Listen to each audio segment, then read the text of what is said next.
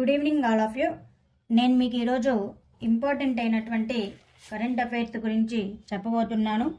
మీరు ఈ వీడియోని మొదటి నుండి చివరి వరకు ఎక్కడ స్కిప్ చేయకుండా చూసినట్లయితే ఈ కరెంట్ అఫైర్స్ మీకు అర్థమవుతుంది.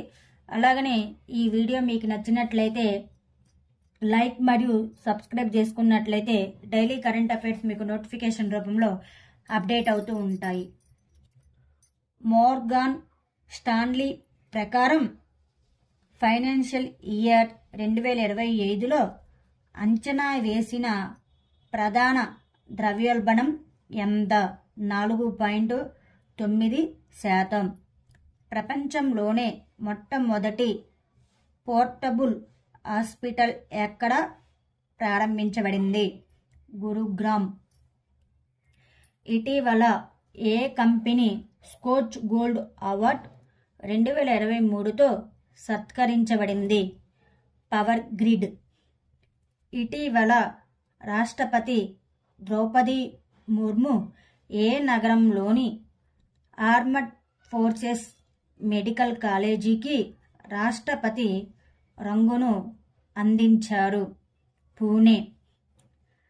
రెడ్ సీ ఫిలిం ఫెస్టివల్లో షారన్ స్టోన్ ఇటీవల ఎవరిని సత్కరించారు? రణవీర్ సింగ్.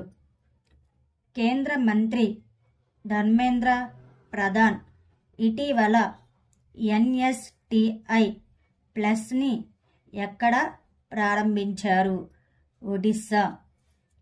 IMD యొక్క ప్రపంచ డిజిటల్ పోటీతత్వ ర్యాంకింగ్లో ఇటీవల ఎవరు అగ్రస్థానంలో ఉన్నారు? America.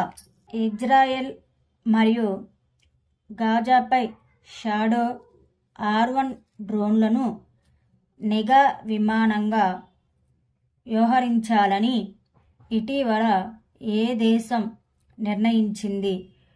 UK.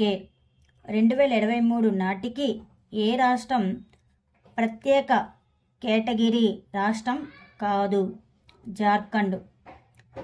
Carbon border adjustment mechanism లేదా CBAM అనేది దేని యొక్క పాలసీ? European union. ఇటీవల వార్తలు చేస్తున్న వైట్ లంగ్ సిండ్రోముకు కారణమైన ఏజెంట్ ఏది? బ్యాక్టీరియా. ఇటీవల వార్తల్లో నిలిచిన వైశాలి ఏ క్రీడ లేదా ఆట ఆడుతుంది? చెస్. 2021 జూలైలో ఘోరమైన సత్తారి కొండ చర్యలు ఏ రాష్ట్రంలో సంభవించాయి? గోవా.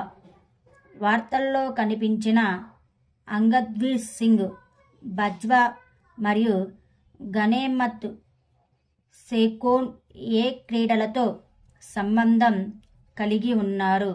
షూటింగ్. ఇటీవల వార్తల్లో నిలిచిన కోడెక్స్ అలిమెంటారియస్ కమిషన్ ఈ రెండు సంస్థల్లో ఏది స్థాపించబడింది? FAO మరియు వరల్డ్ హెల్త్ ఆర్గనైజేషన్.